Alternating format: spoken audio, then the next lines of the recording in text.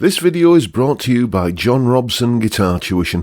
If you enjoy the content, please consider supporting the channel by enrolling on a course, purchasing some guitar lessons or a t-shirt, or you can join my Patreon. Now, on with the show.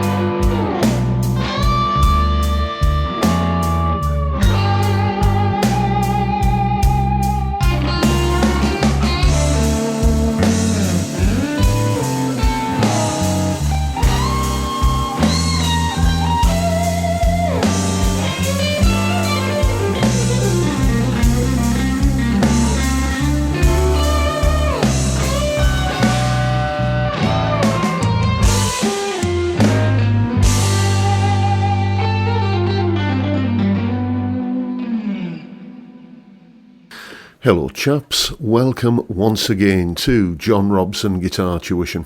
As always, I do hope you're well. That was me just having a little bit of a jam over one of my slow blues backing tracks.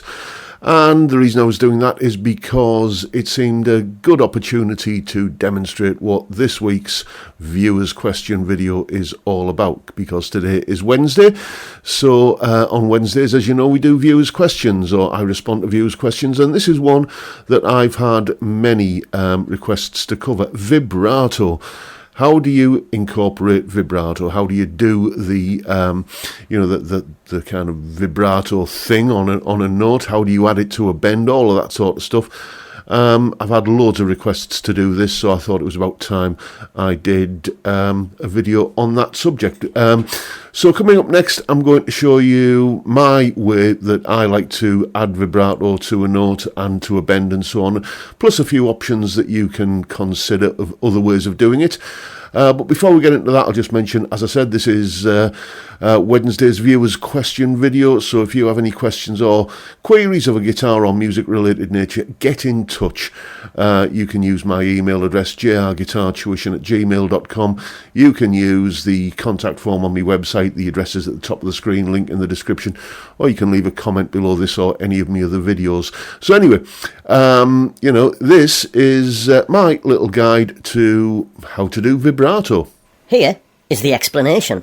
Okay, so let's take a look at a few basic techniques for creating vibrato, and then I'll just talk a little bit about how I like to use it.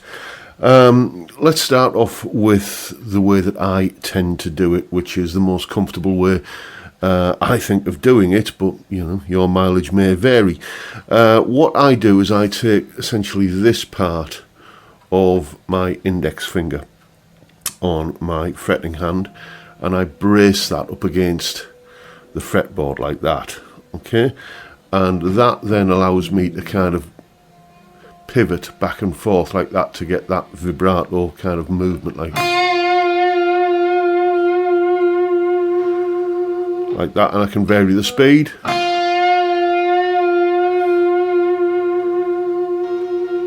And the width of the vibrato.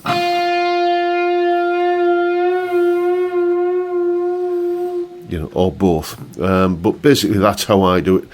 I need a pivot point, and as I say, this part of my hand here gives me that pivot point to kind of move back and forth.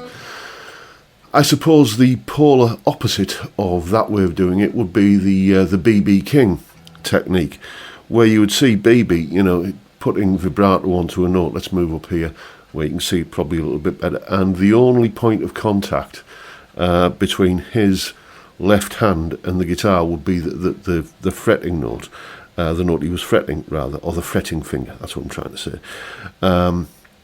And he would just kind of wobble it like this, which, as you can tell, I struggle with that, but that was very much his way of doing it, just this kind of, almost kind of butterfly kind of action, which,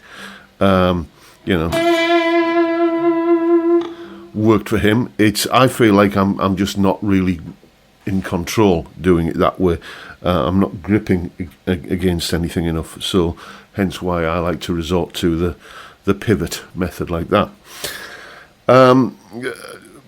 Probably another way that's worth mentioning is the classical style of vibrato, where instead of going side to side like that, you go back and forth. And this is a technique favoured by Mike Oldfield. So a Mike Oldfield vibrato would tend to go like that, which is, it's a different sound. And then I suppose the way that combines that sort of side to side and back and forth form of vibrato is the Steve Vai circular vibrato, which I absolutely suck at doing, but I'll try and demonstrate it. Basically, you're moving in like a circular kind of motion like this. Told you I suck at doing that, don't I?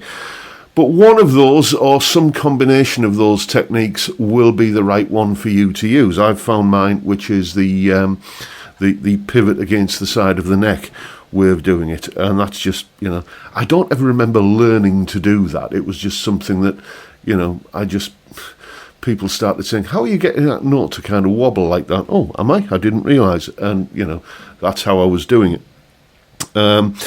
One thing I did struggle with, though, was adding vibrato to a bend, because it's a different discipline, and if you try the whole kind of if I'm bending a string like that, then I haven't really got this kind of pivot point here that I tend to need for like what I would call an unbent vibrato. And it was when I was at college in the 80s, there was a guy there who was, I was 17 and he was an old man of 24, yes. Those were the days. And he was able to just play brilliant sounding vibrato on bends like that. And I asked him to show me how he did it, and basically said what you do is you bend the note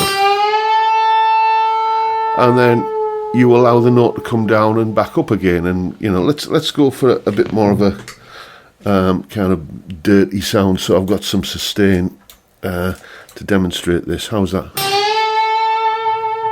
That's it. Right. So what you do is you bend. This is what I was shown back then, and what I've done how I've done it ever since. You do the bend. You allow the bend to come back down and then back up, and then just letting it kind of fall slightly flat. So,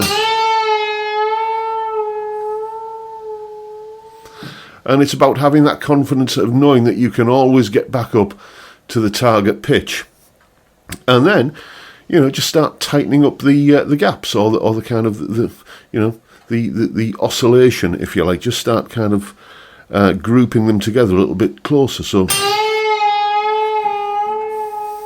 can become, and then it can become,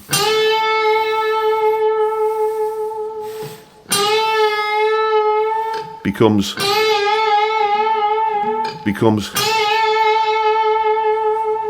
that, and you're getting the vibrato on the bend. The way that I like to use vibrato is, I suppose I don't really think about it consciously that much. It's just happening there as I'm playing. You know, it's like you don't think about the accent that you're speaking with. It just comes out that way. But I suppose,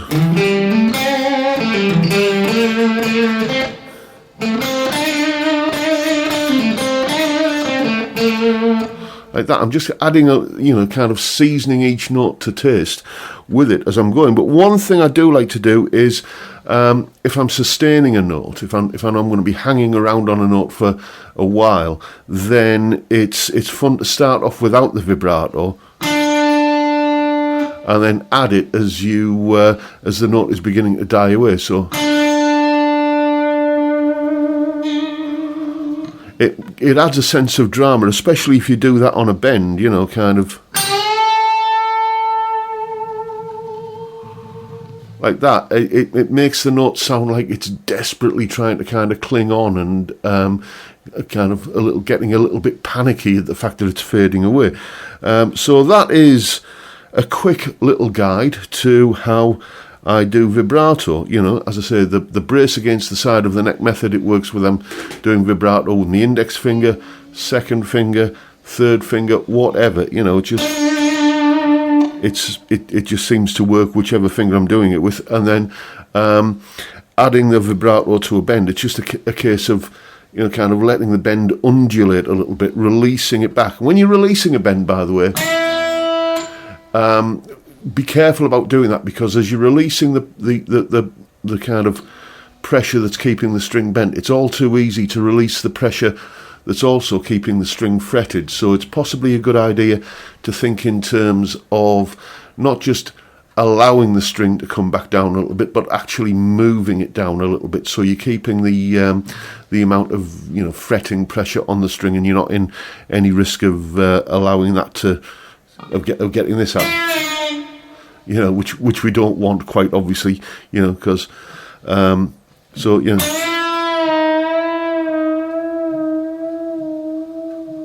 I'm actually moving the note up and down there, rather than just allowing the tension of the string to bring it to bring it back to its, or towards its resting position. So there you go. That's my little guide to vibrato. Now you know what to do. Go away and have some fun with it. And as always, you'll find a full tab for that little solo at the start of the video in both Guitar Pro and PDF formats, along with a clip of me playing it, a jam track for you to play along with yourself, and that explanation you've just seen there. All of that is up on my Patreon page.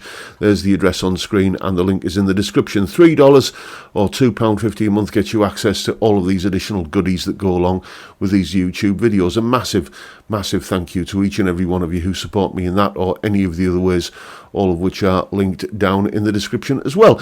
And that is pretty much it for today, folks. Hope you've enjoyed the video and found it useful and informative in some small way. And if that's the case, please hit the subscribe button and the notification bell if you haven't already done so. And why not drop me a like as well while you're at it. Don't forget the live stream every Friday, 5 PM UK time.